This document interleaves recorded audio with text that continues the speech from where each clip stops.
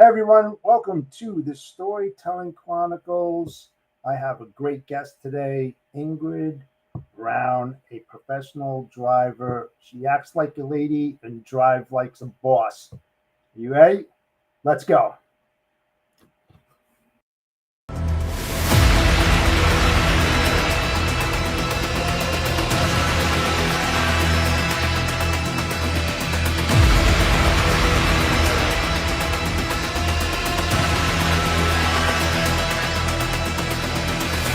Life, lessons, logistics. Let's go. Hello everyone. I am the bodacious cowboy and I am bringing in a good friend. She's been in the business, I'm not going to say how long, but she's been doing it for quite a while. Great person, Ingrid Brown. Welcome, Ingrid. Hey, thanks for having me, Jeff. Yeah, let's not. I don't care. We both have been at this for over 40 years each. So we'll just leave it at that. Thanks for having me. Oh yeah, absolutely. Let's start our own business. That's 80 years of experience right there. So tell everybody, Ingrid, about your background, what you do, and how long you've been doing it. Oh, good gracious. My dad had a large road construction company, so I grew up in that. I was the mud puppy. And we had asphalt plants, quarries, that kind of thing, and started moving equipment, tankers, running heavy equipment. I always laugh and say I'm the boy the other boy he didn't have. That's all girly, full 100%. And it's been crazy because I have been an independent, ran my own authority, which a lot of people, when you say independent, they confuse that with, oh well, I run that myself, even though I'm at least whatever. That means I ran my whole, for those that don't know, I ran my whole company. So I was a CEO, I was the owner, I was a safety, I did all of everything myself as far as my own doing my own loads and working with brokers and shippers and stuff like that. So I've gone way back. I've been involved a lot with stuff that I didn't go looking for, and somehow it found me. And I've been so blessed in the industry with some really cool stuff that's happened in my life in the industry. Hmm. And so, what kind of interesting things over the last several decades have you run into? Well, gosh, I don't even know kind of where to start. I started showing trucks back in the late 90s. And my wonderful ex-husband, which, most people can't say that, but I will say that over until the day I die, built me. I was the first woman that won a show up at Mid America Truck Show. Um, but it escalated from there. I started working in safety and working really hard towards safety because I've seen and I saw, and I'm still seeing that the education level on safety isn't provided. It's not Mhm. provided in driver's ed. I don't think you and I even had semi truck driving education and spots and stuff. So I started working with FMCSA back in 2015. Gosh, it's been almost 10 years. And in 18, they came to me and asked me if I would work with them and create the voice of safety for commercial motor vehicles, the face and voice.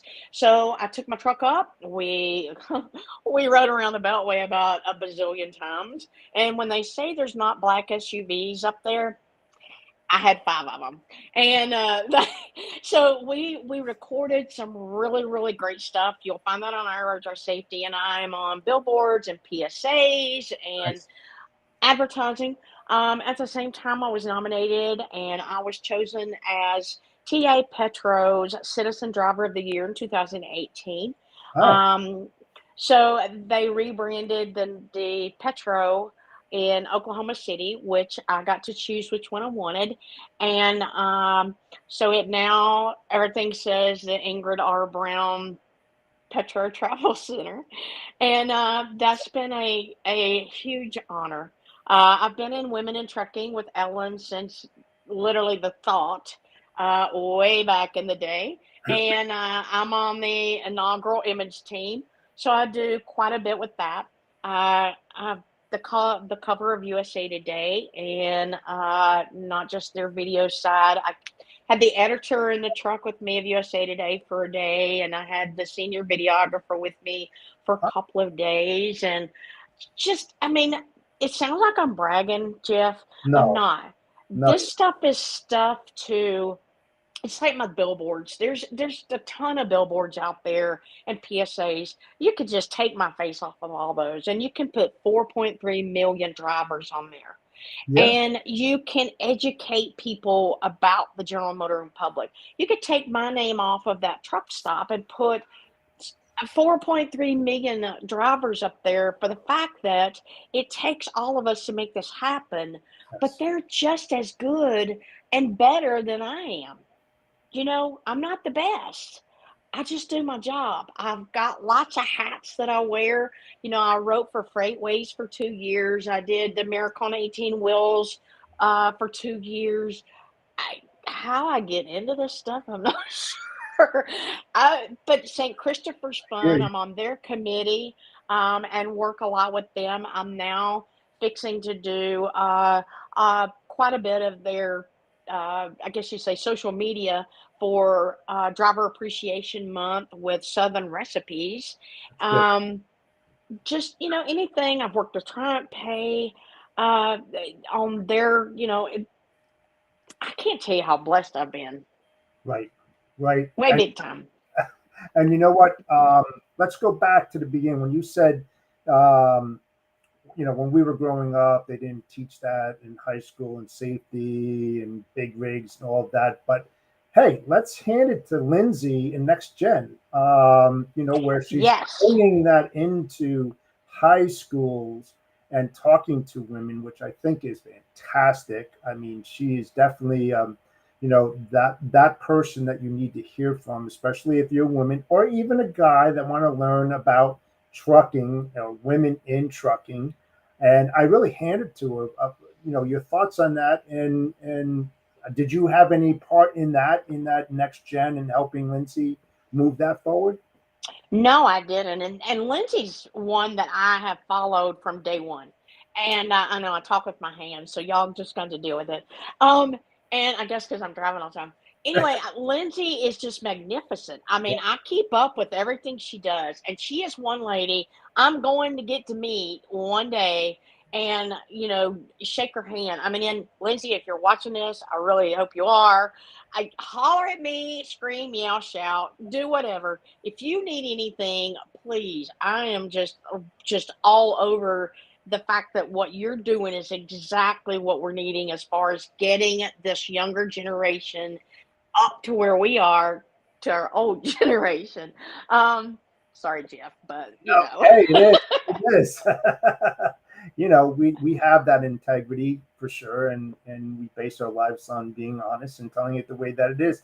I'm a firm believer, and I know that you are too, Ingrid. That there's a lot of people that don't want to hear what you have to say, and there's a ton who do want to hear what you have to say. And that's the good and bad of this industry, right? I mean, because it's not all peaches and ice cream. There's a lot of stuff that goes on behind the scenes that a lot of people are not aware of, and especially with women. And yes, women are getting more involved in the industry, which I think is fantastic. Over my career, I have dealt with a lot of women drivers, and I'm just being honest. I love the women drivers because they were more organized than the guys. I mean, that's a fact, and I'm not afraid to say that. But every time that they came in with their paperwork, it was filed perfect. They had everything that needed to be in that folder, to make their jobs a lot easier, as well as the shippers or even the receivers. And it's a big part of the industry. Where do you see women in trucking going? Because I know how many women drivers are there right now? the last number I saw was over 11%. And you got to figure when I came out here, that number was a big fat egg, because we hadn't even hit 1% yet. Right. I only knew six ladies because I always ran coast to coast, Carolinas, California, California back. I only knew there were six of us Hmm. over a span of about 11 years. I mean, we used to leave notes for each other at truck stops. That's how bad, how it was. I mean, we didn't have women's showers when I started. But, where I see it, one is the being able to adapt. And you and I touched on that a little bit earlier. But here's the thing, there is a place for women. And let me start out with drivers. Hmm. There's a place for women that are empty nesters, single moms, and whether they stay local so that they're home at night, Yeah. they can do the daycare thing, whether it's dump trucks, cement trucks, waste trucks, whatever, they're needed. But there's also ones that, for those that are coming out of high school, that can go right into local area work at 18, because at 18 they can stay in state and run for 2 years, and then they get that education and that experience behind them to decide where they want to go, and how is it they want to do it. Have they found a niche? Yes. Is there a niche out there that's new they want to explore? They have the experience in those 2 years, because most companies require those 2 years. Hmm. You look at those that have lost their loved ones, and now they're trying to figure out, and they may be 50, 55, 60, and they say, I I have no education. What am I going to do? Right. They have a place in the industry, and that's my biggest voice, is trying to get that out, that there is not one woman in this world that can't do what I have done over this period of time. There Well, you are. I don't know what happened, but go ahead. I know, but there's not any woman that can't do what I have done.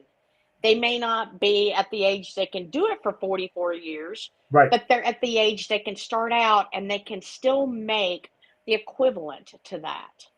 Um, and they can progress. And learning to progress from becoming a new driver company all the way up to, you know, being an owner operator and leased onto a company, to getting your own authority, is Yeah. a big thing. And then moving into all of the support system that it takes to move freight across this country. And that's the women like Shelly Simpson. I love Shelly. And, being able to move yourself into the different areas, that there's so many even more niches: mechanics, safety, dispatch, brokerages, shippers. It's such a huge industry, and Yeah. there's so many different choices, and there's not any of you out there listening to me that can't do this. Yeah, there you go. And when you're talking about, these women that are looking, whether their spouse died or they're single moms, whatever it might be, you can go to the regional and super regional deliveries that kind of keep you around the area at home, even like short haul dray moves if you chose to do that. Like you said, drive a cement mixer or dump truck or whatever it might be, they need drivers. And the biggest thing, and you probably heard this as well, is that when you asked a driver, hey, is your son going to get into this? They used to say, would you put your son behind the wheel? And I was like, oh, because I mean, it was really, really tough, a few decades ago. Not to say that it's not tough now, but I think that's what's happening. That why you're not filling those seats when the older people start retiring. But women are now starting to come into it more and more. Like you said, 11%.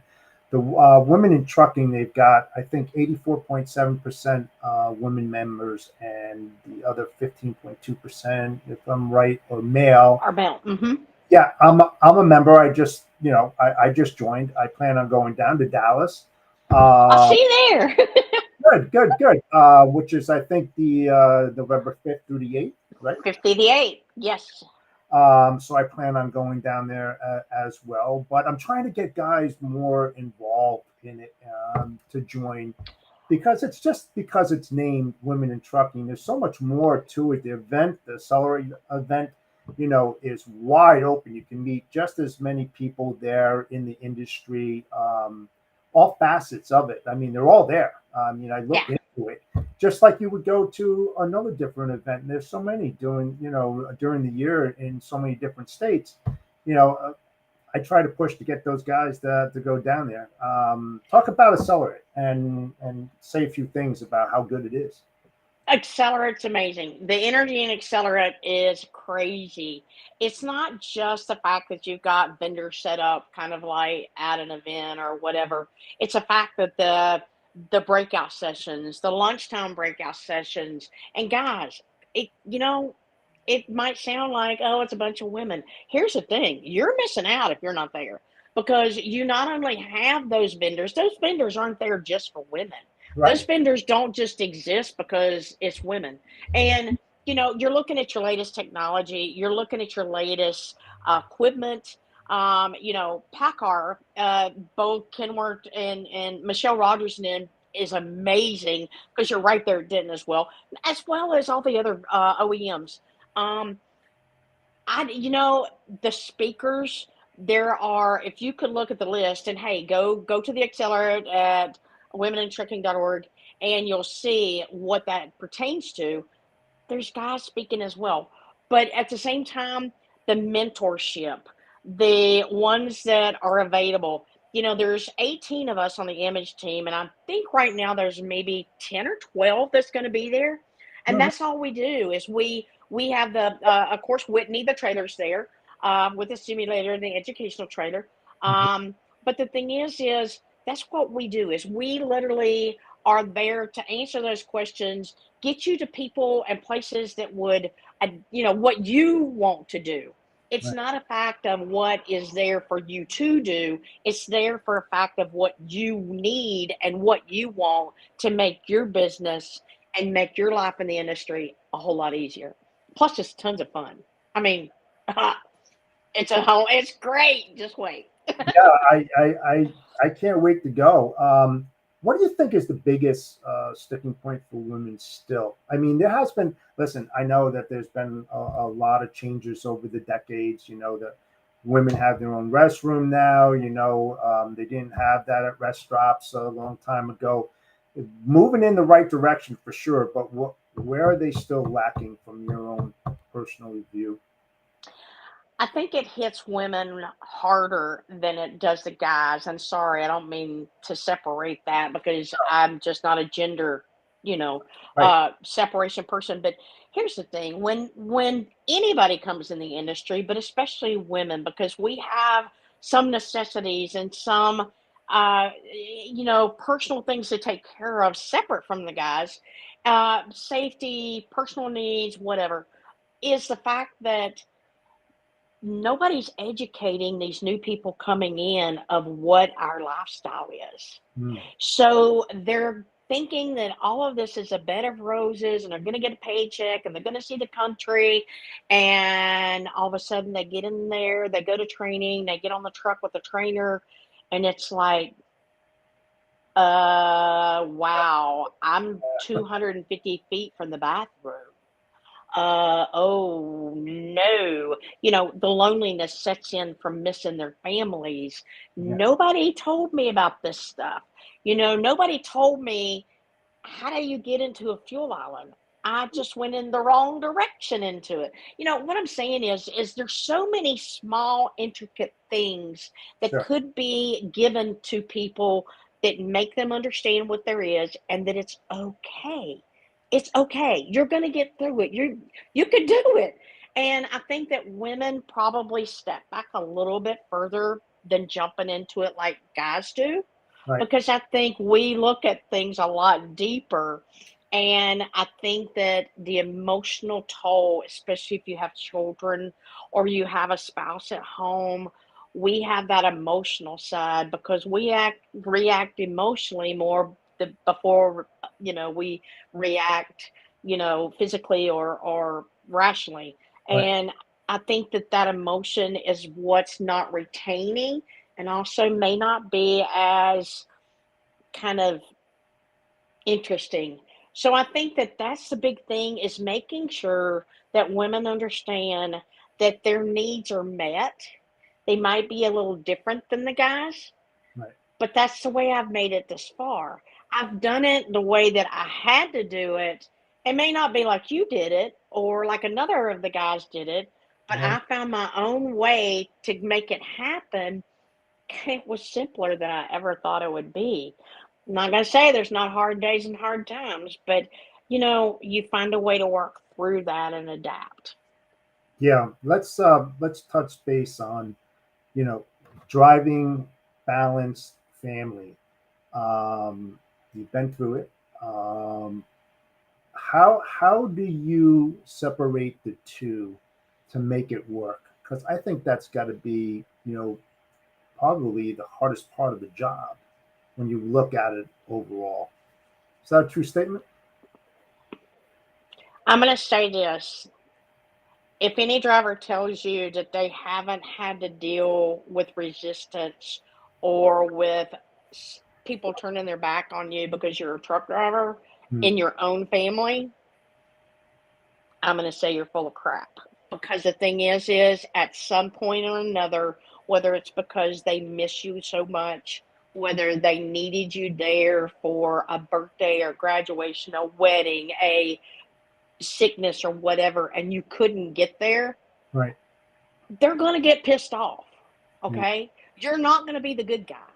And the thing is you have to understand why, and you have to understand to accept that, and the difference in the family and you have to find a way to rectify, reconcile, and work out these different things that come about in life.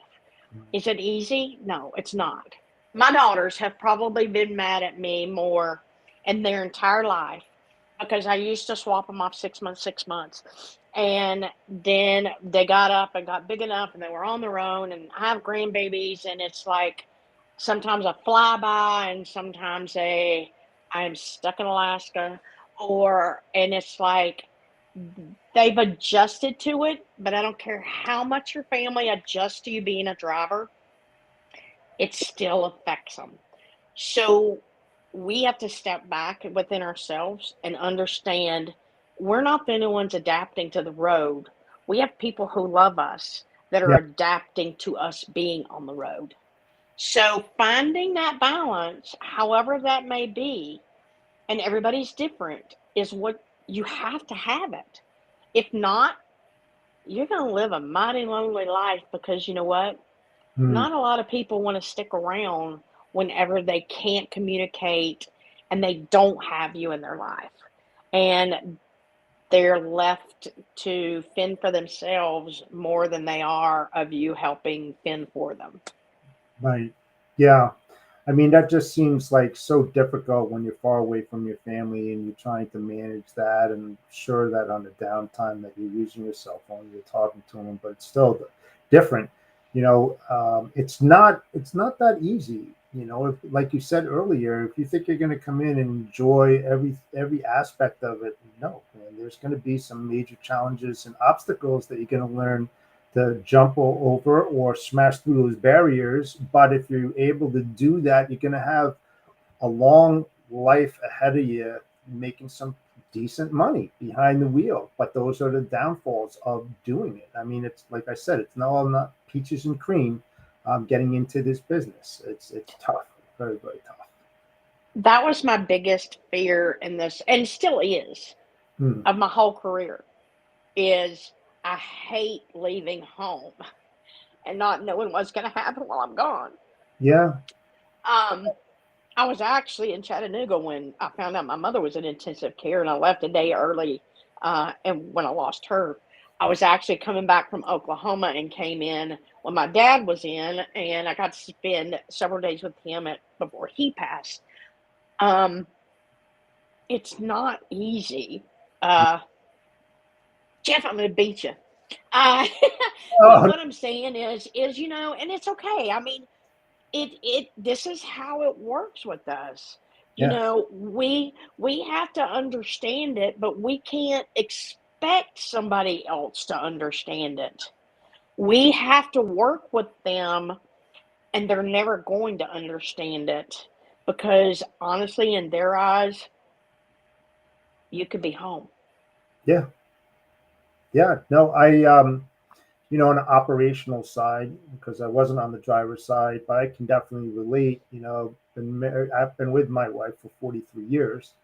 And I think out of that time, and we've had this discussion, probably 17 of those years, I probably seen my wife. The other time I was away, I was in some other state, weeks at a time. And, the funny thing about it is that, well, that's the reason why you're married, because you didn't see each other and you didn't have the time to go play, you know? And no, it's very difficult. It's very, very difficult. And, it is emotional. It is. It's very, very emotional because you don't want to be there, but you have to be there. And so while you're there, you want to make the best out of it and give it your heart and soul into it. I think that's the reason why you and I have been in the business for such a long time, because we've learned to adapt. And we talked about that earlier. It's about learning and being a sponge and absorbing everything that comes down, because the logistics industry changes, like I said, rapidly. New things are coming in. You have to have your finger on the pulse. You have to understand why people do the things they do now compared to the way they did it back then. It's all different. It's all different. But that's the challenging part about it. And I say this to my wife and everybody that I speak with. I love my job, because to me it's not a job, it's an adventure, it's a challenge, and every day is different than yesterday, Yes. and we have no idea what tomorrow is going to bring. All I know, it's not going to be like today. Definitely. Yeah, it is. And like we were saying earlier, and I'm sorry, I get excited with this part, is that this is exactly what's kept me, well, this is one thing that's kept me in this industry, is because I love the challenge. I love the challenge that, we're talking about. We've had to adapt. We've had to adapt from going from trip leases and negotiating in an old office in West Memphis, Arkansas, there to, um, now look where we're at with shippers, brokers, technology, whatever, Yeah. phones, what, the whole 9 yards. But the thing is if we had not adapted, and when I use the word adapt, now that I'm thinking about it, and I just came out of my mouth, Yeah. if we had not changed Right. our ways in this industry, we would not be where we're at. And it is becoming more and more that people are really, really pushing back and don't want to change and don't want to be open minded to the fact of what the change is and what the options are.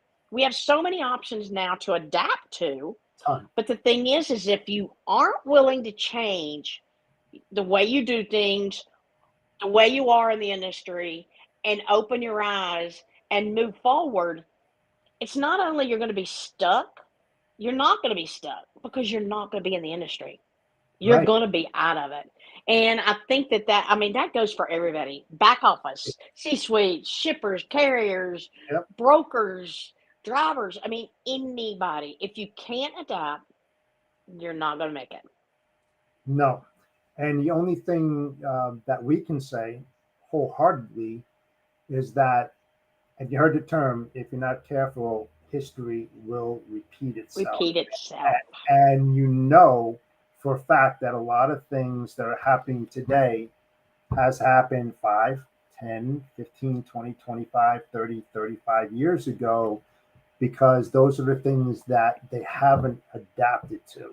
They have adapted Right. to many other different things and aspects within the logistics industry. One is collaboration. One is, and pardon me for saying this, is being self-centered. And we talked a little bit, Absolutely. and we talked about, shippers being shippers, brokers being brokers, and carriers being carriers. And they're right, everybody else is wrong, no matter who's talking.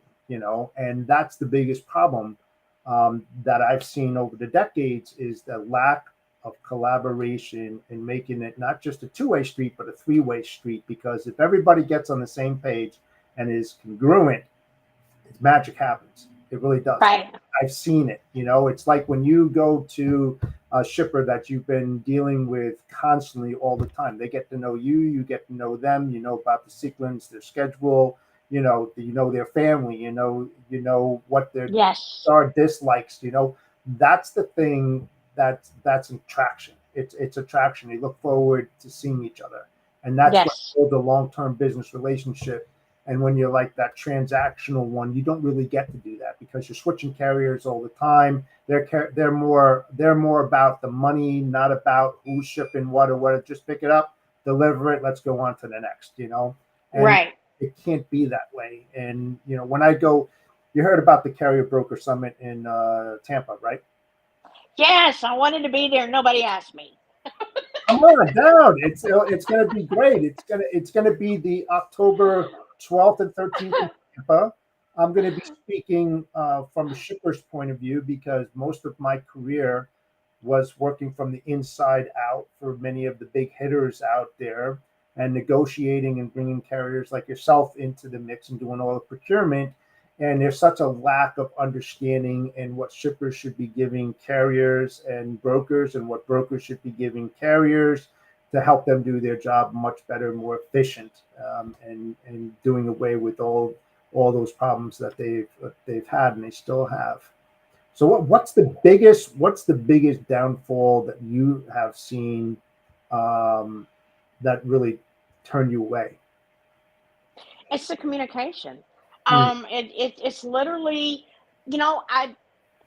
I love the people. I love the country. I love everybody. I mean, that was my whole thing about trucking is I loved running 49 states and Canada and Mexico, whatever. And mm, the last, I'm going to say 6 years, 8 years, it has come down to, and I use that term bridging the gap. right. And you know, nobody, nobody, and I blame this on the driver's side especially, but I also blame it on broker shippers, for the fact that they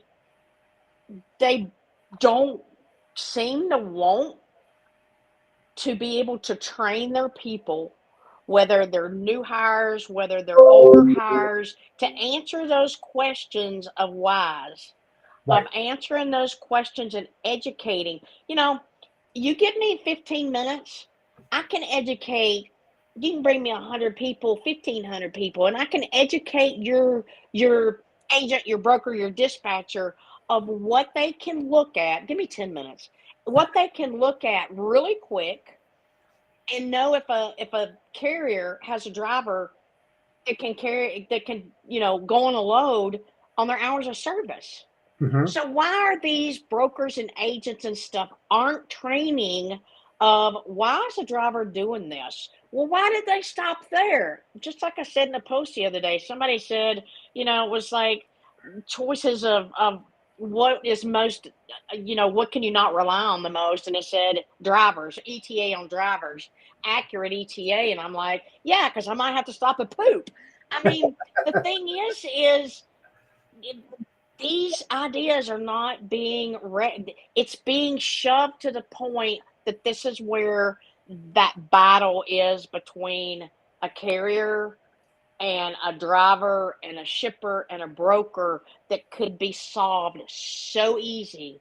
I mean, down to, when you ask, okay, I got a truck with a tire down. They're going to be 6 to 8 hours, and you have somebody an agent sitting there going, hogwash, send me pictures, do this, do that. Yeah. Here's the deal. Let me get you on the phone in that 1,500 people I'm going to show you in about 5 seconds, and I'm going to make one phone call to that service, that tire guy, and they're going to tell you there's an 8 hour wait before they will ever touch that truck because this is where we're at on the road. This is life. This Hmm. is life. You know, drivers get sick. What do you expect us to do?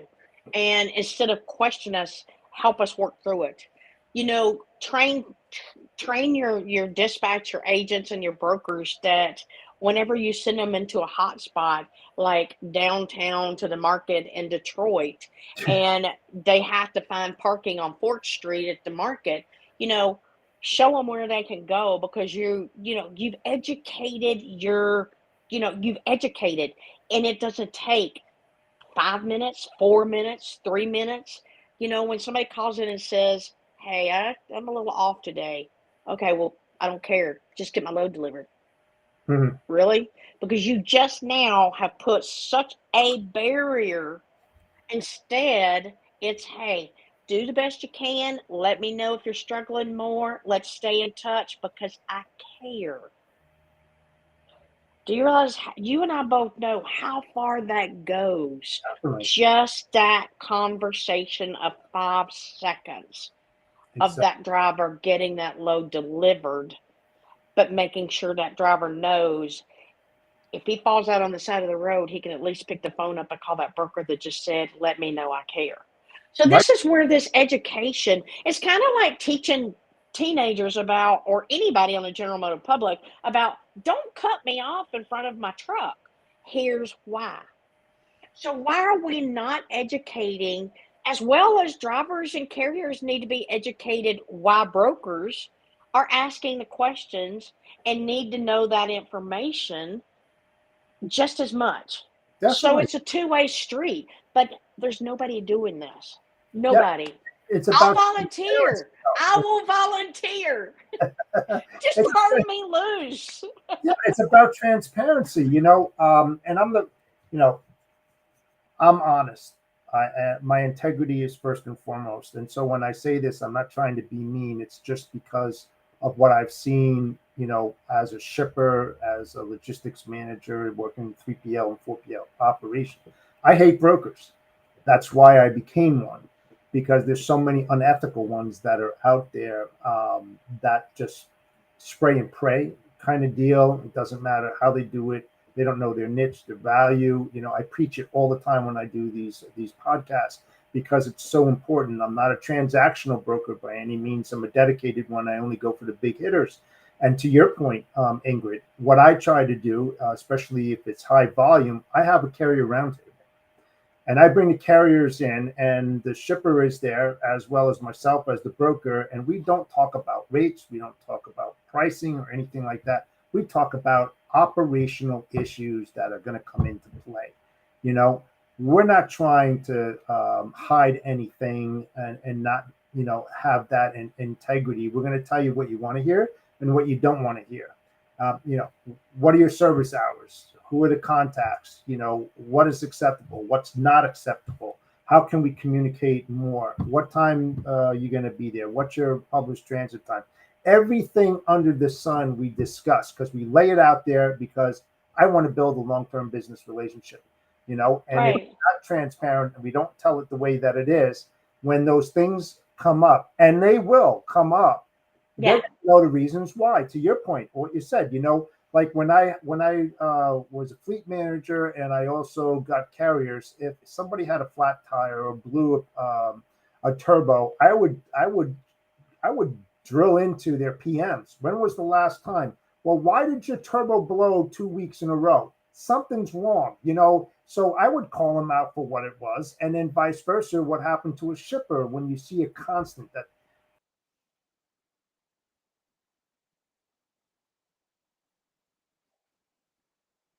Uh-oh. things don't look right? There's a problem that's if it's on the shipper side, got to do it.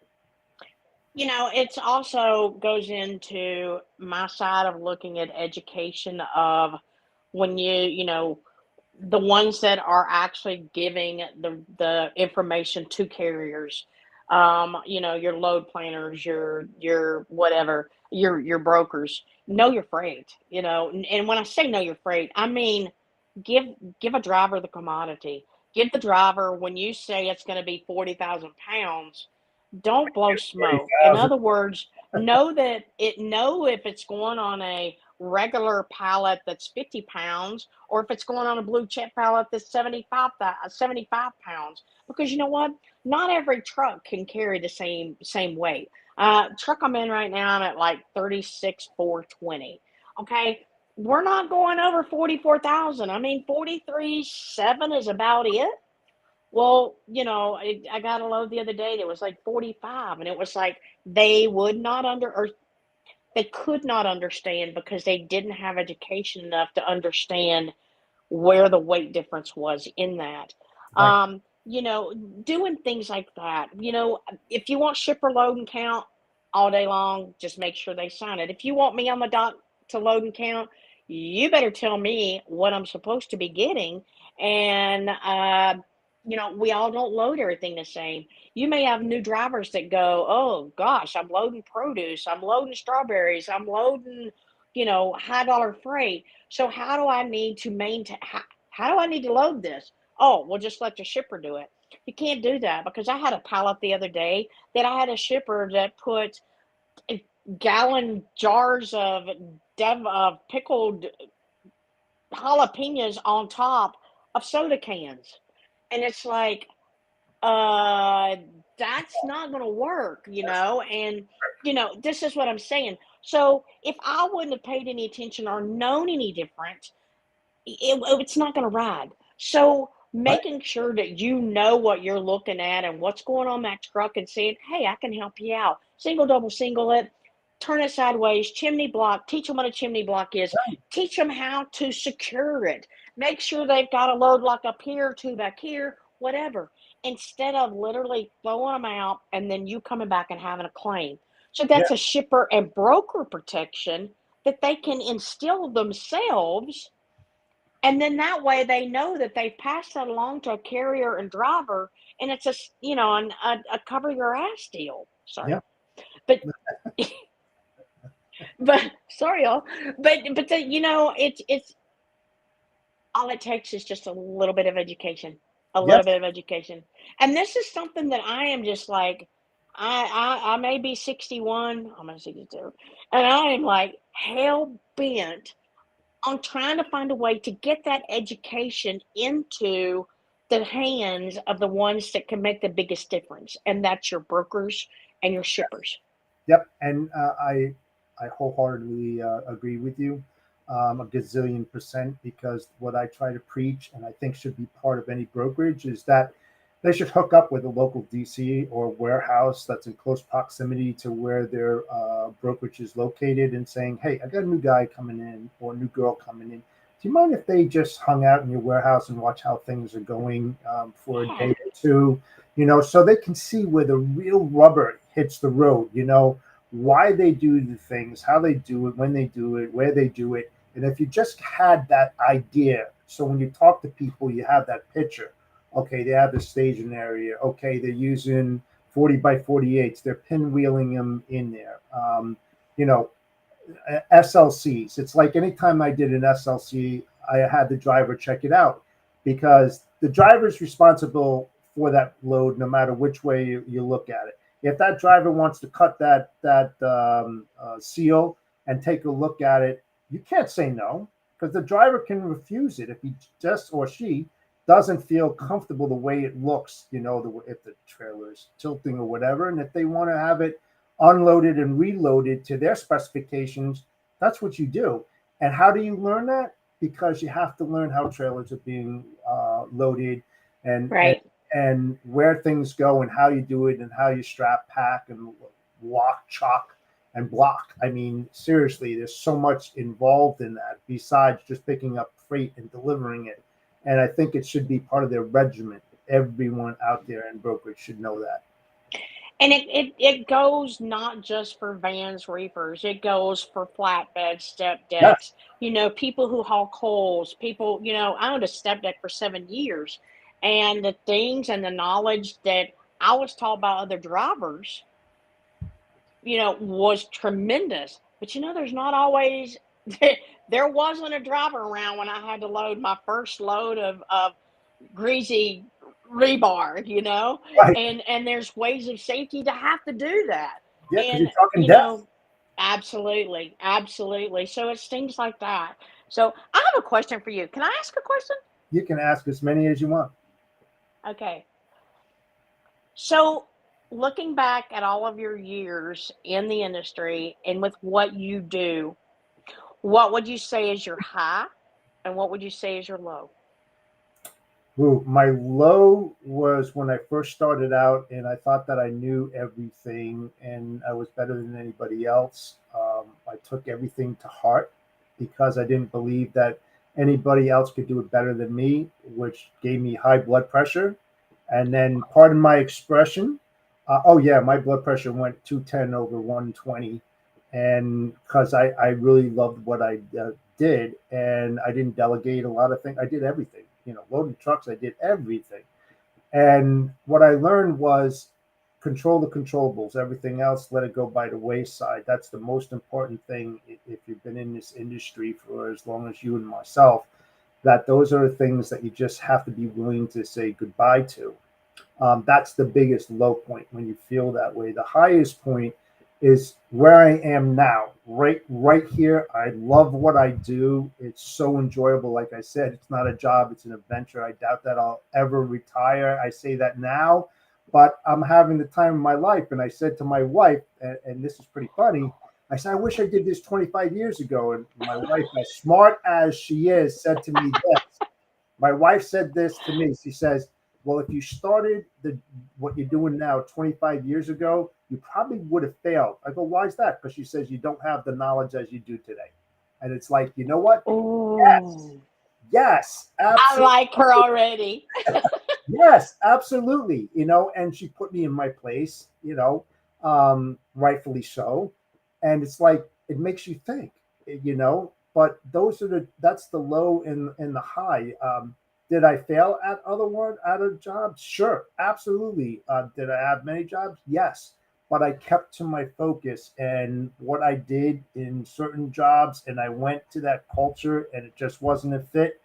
I got out of there and brought the same thought process as I did to the job prior. Went to another one, worked out fantastic because I understood what was going on in that niche and that value. I tried to stay in that same lane, and it helped. It helped me greatly over the last 40 years. And I'm telling you, I had some of the best bosses. I mean, my first boss was my best man in my wedding. How many can say that, right? And I have one of my older bosses that I worked for 7 years. Guess what? He's working for me now. I mean, it's really Oh, how those things turn, but it also tells you a little bit about who you are as a person. right. And right now, and I believe you'll say the same thing. In my career right now, I am in the position to give back. I want to give back. That's why I do these podcasts. I wasn't cut out for it. I kind of fell into it because one of my friends got very, very ill, and I said I would cover for him for 9 months, 5 days a week. Did that, and I enjoy this, and I enjoy talking to people and helping people out. You'll agree with this. What we say is just an opinion. It's a suggestion. It's an alternative. Do you have to listen to us? No. But is it experience? Yes. Will it help you? I don't know. You make your own path the way that you want to go. I'm not telling you which way it is. It's just that if I can give that information and help you and direct you, that's what I'm trying to do. And I know you're doing the same thing because you want this industry to be a lot better than what it is today. I always say this: advice and opinions are worthless to me. If it's not experienced and you haven't experienced it, and I can't see how it happened and came out for you, then it's not going to help me. Then once I see how your experience ended or came out or the results, then I can choose to either follow your experience or I can choose to try to do it different and have a different ending. Right. But advice and opinions, and trying to come up with something in my head and push it out to somebody that I haven't done already and know, I'm so totally against doing that for myself. I know a lot of people do it, and then that's fine. I have no problems with that. But 9 times out of 10, my little hard headedness is not going to take advice and not going to take opinions unless I can hear you tell me you did it and let me hear how you. And if you failed, that doesn't mean you're a failure to me. That means I can learn from your mistake. And if you succeeded, then I can also look at doing it your way or Better. maybe changing something up better. Yep. And you know what? I think the biggest takeaway in this industry that I tell everybody is learn to say I don't know. Let me find out for you, or a simple no. A lot of people, I don't know if it's ego, I have no idea what it is, but no, you don't know it all. No, Ingrid is not an expert. I'm not an expert. Both she and I learn every single day. If Day. you're an Yes. expert, you know everything, and you don't. I'm sorry. I know that might be a arrow through your heart right now, and it's hard to that, but you don't, I don't, Ingrid doesn't, and we learn from each other every single day. That's what makes the industry what it is. But I will say this. Mm-hmm. You and I have built a network, and anybody that thinks that you can build a network in a year or 5 years or 10 years or 20 years, good luck. But you'll never have one like we have in 40 years. Because here's the thing, if I don't know, I'm going to tell you I don't know. I Right, will promise you to tell you I don't know. But I promise you, I can go and research my network of people that have that experience. If I have a question with hours of service or anything to do with rules and regulations, do you know where I go? Bill Mahorny, Larry Minor, Washington, D.C. I need to ask a question. Email. I mean, that's the thing. I'm going direct to the source. right. I'm not going to somebody else that might have an opinion or advice. But that's the thing is I have been blessed with that network that I don't know how the good Lord has put me in that position that if I needed to find something out about a certain shipper, I can find a way to get that information to contact to that to connect you and for you to get your answers. I'm not going to give you the answers. I'm going to give you that connection to get that answer. Yes, absolutely. So tell everybody out there, how can people reach out to Ingrid? Well, you can find me on social media. You can find me on LinkedIn, Ingrid Brown. You can find me on I I don't even know my Twitter. I can't stand Twitter because I don't other than the little blue bird, I don't know nothing about it. So, but you can find me Ingrid Brown underscore 389 Instagram. I mean, you can email me Roland without a G, ROLLINB LLC at gmail.com. Um, anything. I mean, if there's anything I can do, and I'm serious, Jeff, I am like on this mission of trying to get some education for both driver, carrier, shipper, broker, to where we have some type of starting to understand the ways each of us tick so that we might be a little bit more together. Um, no miracles can be created, Right. but a little bit of decompression of all of the. I mean, the tension has gotten so ridiculous. It needs to be decompressed a little bit. Definitely all the way. Nicely said. I hope someday I can share a stage with you and we can talk about our experience and help people be a little better than who they are and help them to try to be who they want to be. And Thanks. that would be awesome. So thank you so much, Ingrid, for joining me today. I thought that we had a really, really good show. I know that you're super busy. Every time that I see your post or we talk, you're always on the road. So I'm like in shock that you're at your house. I am. Well, and here's a little tidbit really fast. I know we got to go. Yeah, Is I am a very big advocate for melanoma cancer because I am a melanoma cancer patient from 2017. So I actually have an oncologist appointment Wednesday, and I have to go see the surgeon Thursday. And some prayers, I appreciate that. But I'm telling you, wear your sunscreen. That's all. Yes, wear your sunscreen. So yeah.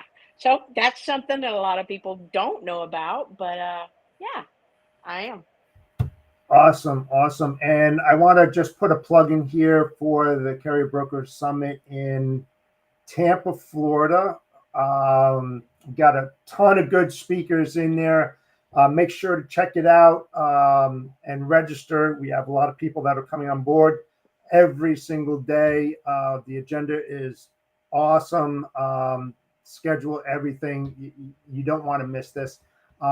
It's an event about collaboration, what Ingrid and I were speaking about, and making the industry a lot better between brokers and carriers as well as shippers. So make sure that you check it out, and we'll hope to see you there. So Ingrid, I appreciate it again.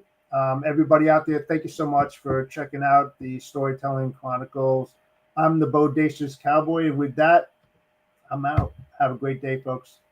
Thank you. Take care. Have it. Another logistics life and lesson learned. Until next time.